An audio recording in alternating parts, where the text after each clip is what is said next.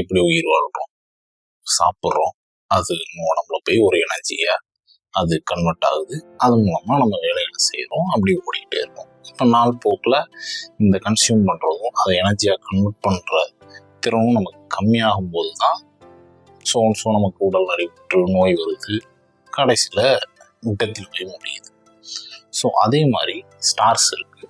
நம்ம for example நம்ம Sun இருக்குது. சன்னோட கோரில் பொதுவாக நமக்கு என்ன நடக்குதுன்னு தெரியும், ஃபியூஷன் நடக்குது.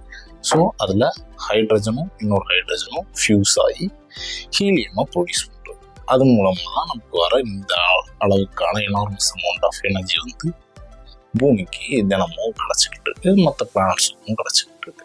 பட் ஒரு நாள் இந்த ஹைட்ரஜன் ஃபியூஷன் எனர்ஜி நடக்காமல் எல்லாமே தீர்ந்து போச்சுன்னா என்ன ஆகும்? அப்போ தான் ஒயிட் டார்ஃப் கிரியேட் ஆகும். அது கிரியேட் ஆகும்னா அது ஒரு நெகட்டிவான விஷயம் இல்லை, அது ஒயிட் டார்ஃப் தான் அதோட எண்டு. பட் அதுக்கு நடுவில் இது நடக்கிறப்பவும் மிக அருமையான பல விஷயங்கள் அதுக்குள்ள நடக்கும். ஸோ அதான் இன்னைக்கு பார்ப்போம். ஸோ பொதுவாகவே யூனிவர்ஸில் உள்ள ஸ்டார்ஸ் வந்து 3 வகையாக இருக்கும். ஒன்று ஹையர் மாஸ், அதிக நிறை கொண்டது. அடுத்து மீடியமாக உள்ள நிறை கொண்ட ஸ்டார்ஸ் இருக்கும். அடுத்து லோவர் மாஸ் ஸ்டார்ஸ் இருக்கும். ஸோ இந்த ஹையர் மாஸ் ஸ்டார்ஸ் எல்லாமே பிளாக் ஹோலாவோ அல்லது சூப்பர் நோவாவோ மாறிடும். இந்த மீடியம் மாஸ் உள்ள ஸ்டார்ஸ் வந்து மோஸ்ட்லி நியூட்ரான் ஸ்டார்ஸ் அந்த மாதிரி போயிடும். ஸோ இந்த ரெண்டும் செப்பரேட்டாக நம்ம பார்க்க வேண்டியது பெரிய சப்ஜெக்ட். பட் இந்த லோவர் மாஸ் ஸ்டார்ஸ் மட்டும்தான் ஒயிட் டார்ஃப்ஸாக மாறும். ஸோ அந்த ஒயிட் டார்ஃப்ஸ் எப்படி மாறுன்றதான் பார்ப்போம். ஸோ நம்ம யூனிவர்ஸில் உள்ள முக்கால்வாசி ஸ்டார்ஸ் வந்து ஒயிட் டார்ஃப்ஸாக தான் மாறும். ஏன்னா இந்த யூனிவர்ஸே பல மில்லியன் கணக்கான லோ மாஸ் ஸ்டார்ஸ் எல்லாம் வந்து ஸோ எல்லாமே ஒயிட் டார்ஃப்ஸாக தான் மாறும்.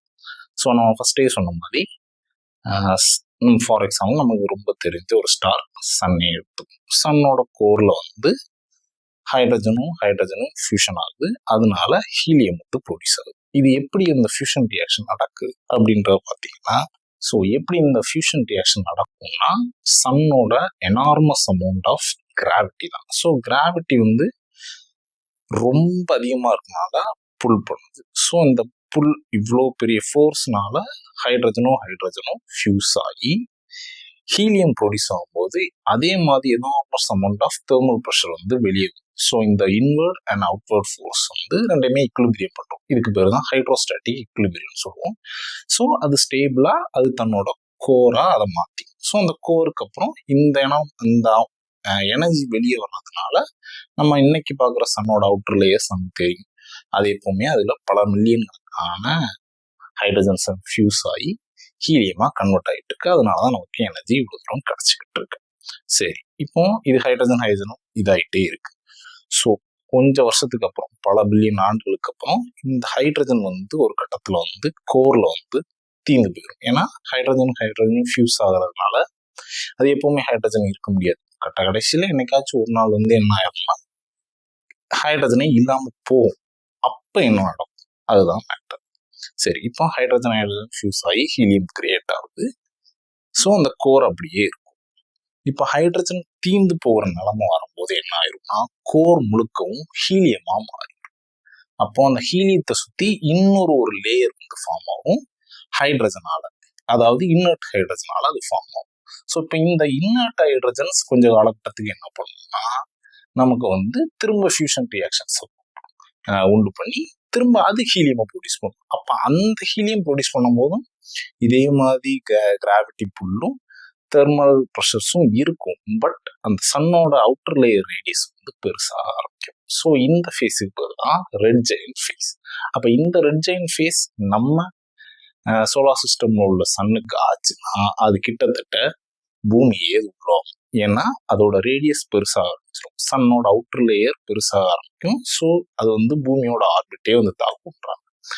இன்னொரு தியரி என்ன சொல்றாங்கன்னா அந்த ரெட் ஜெயண்ட் ஃபேஸ் வரும்போது அதோட கிராவிட்டி புல் வந்து கம்மியாயிரும். அதனால நம்ம பூமி வந்து ஒரு பெரிய ரேடியஸ் உள்ள ஒரு ஆர்பிட்டுக்கு வந்து போயிடும். அதனால இதாயிரும், உள்ள போக வாய்ப்பு இல்லை அப்படின்னா. ஸோ இப்படி 2 தியரி இருக்கு. ஸோ இப்போ இது எப்படி ரெட் ஜெயண்ட் ஃபேஸாக மாறும்னா நம்ம சொன்ன மாதிரி இப்போ இன்னர் கோர்ஸ் வந்து ஃபுல்லாக ஹீலியம் ஆயிருக்கு, அவுட்டர் கோர் மட்டும் ஹைட்ரஜனாக இருக்கு. ஒரு இன்னொரு கோர், அந்த கோரை சுற்றி இன்னொரு கோரை வந்து அது உருவாக்கும். அதுல இருந்து இப்போ நடக்கும் சொல்லுவோம். ஸோ இதோட எனர்ஜி பழைய கோரோட எனர்ஜி அளவுக்கு இருக்காது, கம்மியாயிரும். அப்போ கம்மியாகிறதுனால இப்போ நம்ம எல்லோவா ஒயிட்டாக பார்த்துருக்க எனர்ஜி வந்து கம்மியாயிரும். அதனால தான் அது ஃபேஸ் ஷிஃப்ட் ஆகி கொஞ்சம் லோவர் எனர்ஜி கொண்ட ரேயா ரெட் கலர்ல மாறிடும். இதுக்கு பேர் தான் ரெட் ஜெயண்ட் ஃபேஸ். சரி, இப்போ இந்த அவுட்டர் லேயர்ல உள்ள ஹைட்ரஜனும் எல்லாமே ஹீலியமா மாறிடுன்னு வச்சுப்போம். இப்போ என்ன ஆகும், அந்த கோர் ஹீலியம் கோர் இருக்கு, அதுக்கப்புறம் உள்ள கோரும் இப்போ ஹீலியம் ஆயிருச்சு. அதுக்கு வெளியே இனி ஒரு ஹைட்ரஜன் கோர் வந்து கிரியேட் ஆக ஆரம்பிக்கும். ஸோ இப்படி வெங்காயம் மாதிரி லேயர் பை லேயரா வந்து கிரியேட் ஆக ஆரம்பிச்சுட்டே இருக்கும். இப்போ கடைசி கட்டத்தில் என்ன ஆயிரும்னா, இப்போ உள்ள ஒரு 2 லேயர்ஸ் இருக்குல்ல ஹீலியம், இந்த ஹீலியம்லாம் ஃபியூஸ் ஆகி கார்பனை கிரியேட் பண்ண முயற்சி பண்ணும். ஆனால் அவ்வளோ தூரம் 2 ஹீலியம் ஃபியூஸ் பண்ணுற அளவுக்கான கிராவிட்டியோ அல்லது ப்ரெஷர்ஸோ இப்போ அதுக்கிட்ட இருக்காது. அப்பந்தான் அதோட அவுட்டர் லேயர் மொத்தமாக வெடிக்க ஆரம்பிச்சிடும், அதாவது காஸ்மிக் ரேஸாக மாற ஆரம்பிச்சிடும். ஸோ இப்படி எல்லாத்தையும் ரெட் ஜெயண்ட் ஃபேஸ் பெருசாயிரும். அந்த ரெட் ஜெயண்ட் ஃபேஸ் முடிஞ்சதுக்கு அப்புறமும் அதுக்கப்புறம் எந்த எனர்ஜியுமே இல்லாதனால சூரியனோட எல்லா லேயர்ஸும் வெளியேறிச்சுன்னா கடைசியில் அந்த கோர் மட்டும்தான் இருக்கும், ஒயிட் ட்வார்ஃப்னு சொல்கிறோம். இது எனார்மஸ் அமௌண்ட் ஆஃப் ஹீட்டில் இருக்கும், அதாவது லேக்ஸ் ஆஃப் கெல்வின் ஹீட்டில் இருக்கும். பிகாஸ் அது அவ்வளோ தூரம் கோர், கிட்டத்தட்ட அதுதான் கோர். ஸோ அது வெடிக்கும். பட் இதுக்கு நடுவில் நான் அந்த அவுட்டர் லேயர் பிரின்னு சொன்னேன் இல்லையா, இந்த அவுட்டர் லேயர் பிரியும் போது தான் யூனிவர்ஸ்லேயே மிக அழகான பிளானட்டரி நெபுலா வந்து உருவாகுது. நம்ம ஜேம்ஸ் வெப் டெலஸ்கோப்பாக இருக்கட்டும், ஹபிள் டெலஸ்கோப்பாக இருக்கட்டும், இது எல்லாத்துலேயுமே இந்த பிளானட்டரி நெபுலேஸ் வந்து அவங்க வந்து பிக்சரைஸ் பண்ணிப்பாங்க, நம்ம பார்க்கலாம்.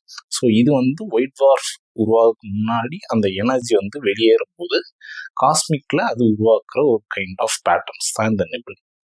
ஸோ இதுக்கப்புறம் ஒயிட் ட்வார்ஃப் மட்டும்தான் இருக்கும். ஸோ இந்த ஒயிட் ட்வார்ஃப் வந்து ரொம்ப ஹாட்டாக இருக்கும். பட் அதோட சைஸ் என்ன அளவுக்கு இருக்கும்னா பூமி அளவுக்கு ஆயிரும். ஒரு பூமியோட அளவில் தான் அந்த ஒயிட் ட்வார்ஃப் இருக்கும். ஆனால் அதோட கிராவிட்டி அளவு எவ்வளோ இருக்கும்னா பூமியோட ஒரு 7 லட்சம் 8 லட்சம் மடங்கு. அதாவது இப்போ நீங்கள் பூமியில் 75 கிலோ இருந்தீங்கன்னா அந்த ஒயிட் ட்வார்ஃபில் போய் நீங்கள் இறங்கினீங்கன்னா ஒரு 750 டன் ஆயிடுவீங்க. ஸோ நீங்கள் இறங்கும் போதே சட்னி ஆகிற அளவுக்கு அதில் கிராவிட்டி இருக்கும். ஸோ யாரும் போக முடியாது. அதோட ஹாட்னஸ் வந்து அவ்வளோ இருக்கும், நம்ம நெருங்க விட முடியாது, அந்த மாதிரி இருக்கும். ஸோ இதுக்கப்புறம் இந்த ஒயிட் ட்வார்ஃப் வந்து இப்போ எந்த எனர்ஜியுமே இல்லாமல் அதோட ஹீட் வந்து டெம்பரேச்சர் வந்து கம்மியாகிட்டே இருக்கும். ஸோ இது கம்மியாகி பிளாக் ட்வார்ஃபாக மாறுன்றாங்க. பட் இது பிளாக் ட்வார்ஃபாக மாறுறதுக்கு இன்னும் ட்ரில்லியன் அமௌண்ட் ஆஃப் இயர்ஸ் ஆகும். அதாவது யூனிவர்ஸ் தொடங்கியே 13 பில்லியன் இயர்ஸ் தான் ஆகுது. பட் ஒரு ஒயிட் ட்வார்ஃப் வந்து பிளாக் ட்வார்ஃபாக மாறுறதுக்கு ட்ரில்லியன் ஆஃப் இயர்ஸ் ஆகுன்றாங்க. ஸோ இந்த யூனிவர்ஸே இன்னும் எந்த பிளாக் ட்வார்ஃபையும் பார்க்கறதுக்கு இருக்குமான்னு தெரியல. ஸோ அந்த மாதிரி தான். ஸோ நம்ம ஒயிட் ட்வார்ஃப்ன்றது ஒரு ஸ்டாரோட ஃபேட் தான் நம்ம பார்க்குற ஒயிட் ட்வார்ஃப். இன்னைக்கு நம்ம பார்க்குற பல ஸ்டார்ஸ் வானத்தில் பார்க்கறது ஒயிட் ட்வார்ஃபாக பல மில்லியன் லைட் இயர்ஸ்க்கு மேலே உள்ளது தான். நம்ம இன்னொரு ஒயிட் ட்வார்ஃபையோ பிளாக் ட்வார்ஃபையோ அண்ட் பிளானட்டரி நெபுலேஸையோ பார்ப்போம்னு நினைக்கிறேன். ஸோ தொடர்ந்து இந்த மாதிரி நிறைய விஷயத்த